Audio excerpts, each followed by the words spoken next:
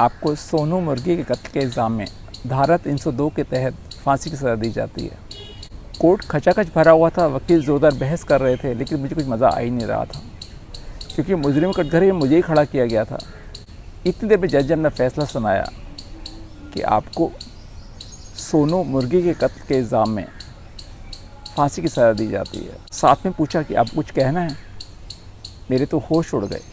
घर में 2 छोटे-छोटे बच्चे, पत्नी, घर भी किराए का था। अगर मैं चला गया तो उन्हें क्या होगा।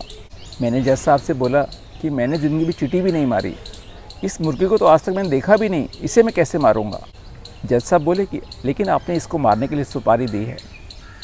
क्राइम वर्ल्ड के अंदर एक सिस्टम है, अगर किसी आदमी को आप खुद नहीं मार सकते तो किसी आदमी को आप हायर करते हैं, उसको 1 लाख 2 लाख रुपए देते हैं और वो इसका मर्डर कर देता है। लेकिन चूंकि सुपारी आपने दी है तो मर्डर का इल्ज़ाम आपके ऊपर ही आता है। मैंने जज साहब से बोला कि मैंने इसके लिए कोई सुपारी नहीं दी। जज साहब ने बताया कि 23 फरवरी को आप रेस्टोरेंट में गए थे, वहाँ आपने अपने शेफ़ को 500 रुपये दिए और उसने इसकी मुर्गी की गर्दन काट के उसको ओवन में भूना और उसे आपने बैठ के खाया। हाँ, ये सच था। 23 फरवरी को मेरा चिकन खाने को बहुत मन कर रहा था, तो मैं रेस्टोरेंट में गया और मैंने बैठ के चिकन खाया था। लेकिन एक चिकन खाने की इतनी बड़ी सज़ा। मैंने थोड़ा स्मार्ट बनने की कोशिश की। मैंने जज साहब से पूछा कि क्या इसका कोई सबूत है। जज साहब बोले हाँ, ये है रेस्टोरेंट की CCTV फुटेज और ये आपका क्रेडिट कार्ड बिल स्टेटमेंट।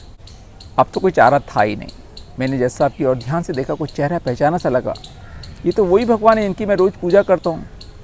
मैंने भगवान से बोला, मैं तो आपकी रोज़ पूजा करता हूँ, फूल भी चढ़ाता हूँ और हर मंगलवार को मंदिर में बूंदी का प्रसाद भी चढ़ाता हूँ, मुझे माफ़ कर दीजिए। जज साहब बोले कि आपने 2 बार टैक्स की चोरी की, लेकिन दोनों बार हाई कोर्ट में रिश्वत देकर छूट गए। लेकिन यहाँ मेरे कोर्ट में आप पूजा की रिश्वत मुझे देकर छूट जाएं, ऐसा कोई प्रावधान है ही नहीं। मैंने बोला, मैं तो आपका ही पुत्र हूँ भगवान, मुझ पर दया करो। भगवान बोले कि ये ठीक है, लेकिन वो मुर्गा, वो बकरी, वो भेड़, वो गाय, वो सब भी मेरे ही पुत्र हैं। मेरा एक संतान दूसरी संतानों खाए, ये मुझे बिल्कुल गवारा नहीं। मैंने आपके खाने के लिए दूध, दही, फल, फूल, अनाज, इतनी सारी चीज़ें बनाई हैं, उसको छोड़ के आप मांस क्यों खाते हैं? क्या आपका पेट कोई कब्रिस्तान है जहाँ मरे हुए जानवर दफनाए जाएं? मैंने फिर विनती की कि हे भगवान, मेरे बच्चे भूखे मर जाएंगे। भगवान बोले कि मैं अपने ऑर्डर में कुछ तब्दीली करता हूँ। आपको फांसी पे लटकाया जरूर जाएगा, लेकिन उसके बाद आप फिर से ज़िंदा हो जाओगे। लेकिन उसके बाद आपको फिर से फांसी में लटकाया जाएगा और इस प्रक्रिया को 1435 बार दोहराया जाएगा, क्योंकि कंप्यूटर रिकॉर्ड ऐसा बताते हैं कि जब से आपका जन्म हुआ तब से आप तक अपने 1435 मुर्गे खाए हैं। यह सुनते मैं बेहोश हो गया और मेरी आँख खुल गई। देखा कि मैं बिस्तर में पसीने से तरबतर हूँ और पत्नी मुझे जगाने की कोशिश कर रही है। यह सपना था या सच मुझे नहीं मालूम, लेकिन मैंने प्रतिज्ञा किया कि आज के बाद कभी चिकन नहीं खाऊंगा। जय स्वामीनारायण।